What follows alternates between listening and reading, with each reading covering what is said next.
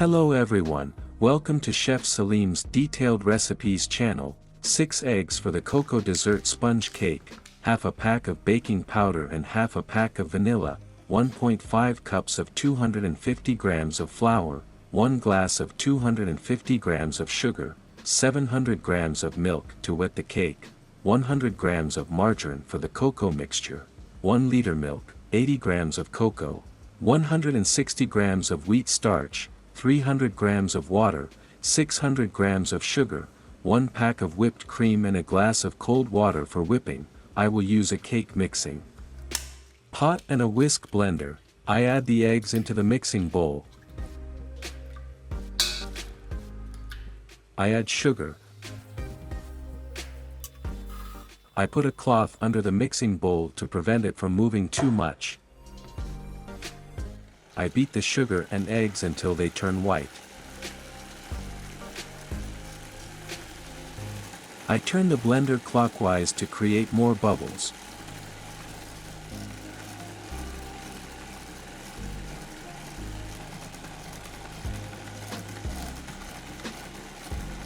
When the color changes from yellow to white, the first stage is complete. Now I can add the flour, baking powder and vanilla. After adding flour, mixing for 1 more minute will be enough.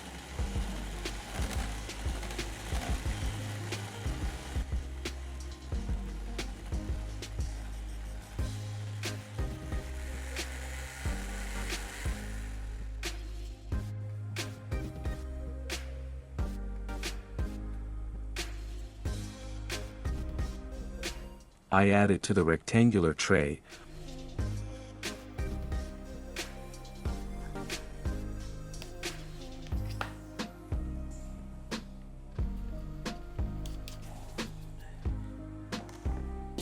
I smooth it with a plastic spatula.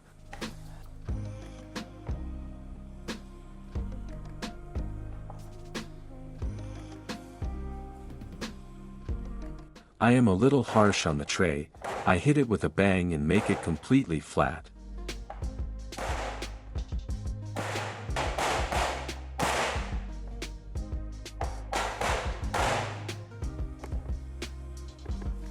Cake goes to the oven. 160 degrees, 14 minutes is the cooking time valid for my oven.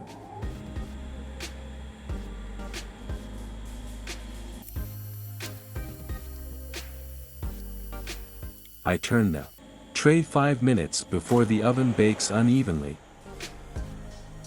Since I turned on the oven, you can see how the cake deflates. It doesn't matter if it deflates, we don't want a puffy cake anyway. I hit the cake with a fork to create holes.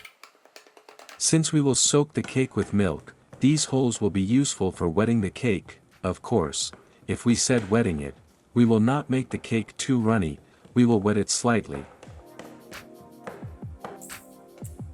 After the temperature of the cake has passed a little, I add cold milk with a colander and soak the cake evenly.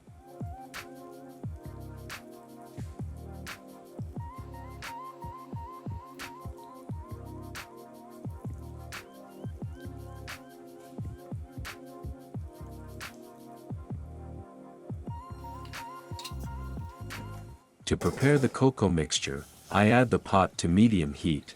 I add 1 liter of milk and 1 liter of water. It is important to stir occasionally to prevent the milk from curdling. I add 300 grams of cold water to the mixing bowl. I add 160 grams of wheat starch. I add the cocoa. By the way, the cocoa I use is not dark cocoa, it is a little lighter in color. I mix the ingredients completely. It is a little difficult to mix at first because of the starch.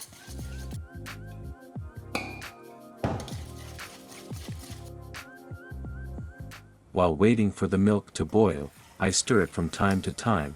When the milk is about to boil, I add sugar and stir until the sugar dissolves.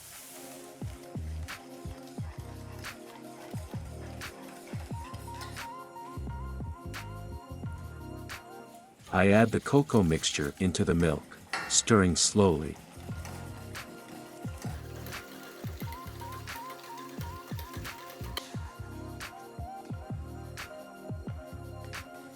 I continue to stir by increasing the heat a little. I need to speed up the boiling a little, but it is necessary to stir constantly. When there are signs of boiling and bubbles appear on it, I remove the pot from the stove. I press the over-risen parts of the cake with my hand to make it flat. I told you that it shouldn't rise too much while cooking.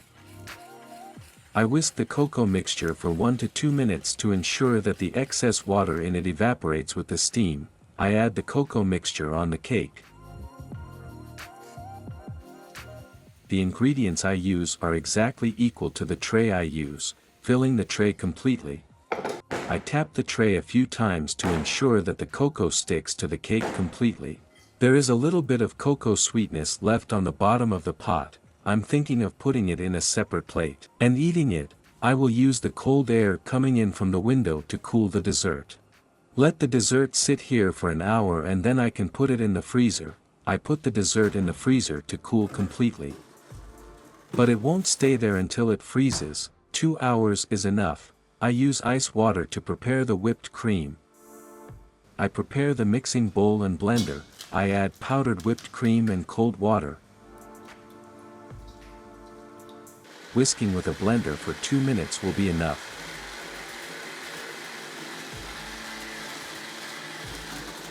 It would be better if I didn't use this big pot for a packet of whipped cream. I will keep the whipped cream in the refrigerator to solidify a little more.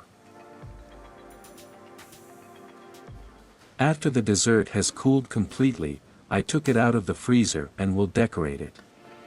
After slicing it, first, I cut the edges of the tray with a knife. For vertical slices and 7 horizontal slices, there should be 25 slices in total. This way, you will get 28 slices. I will eat 3 of them, and there will be 25 slices left.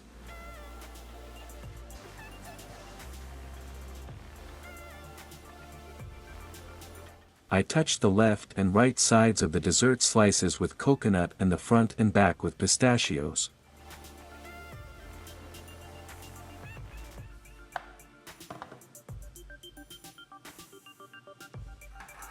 I can hold the dessert slices gently, they do not fall apart and it is easier to prepare this way.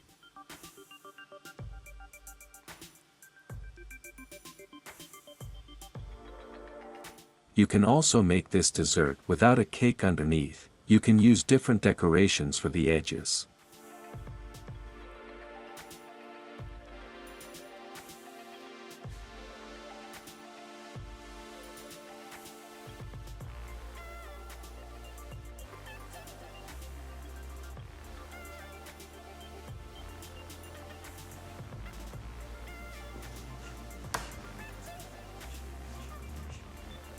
I add whipped cream on top. You can make zigzag or straight lines, or create silly circular patterns like I did. The choice is yours.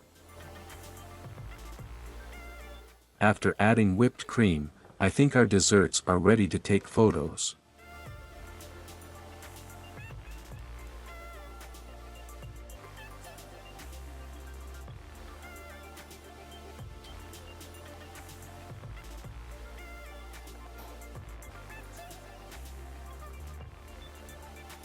It's very interesting, but the pattern here may resemble a budu.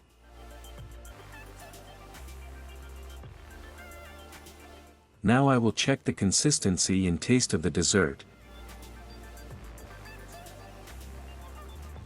I think it looks very good, not hard, not too soft, and is in perfect shape.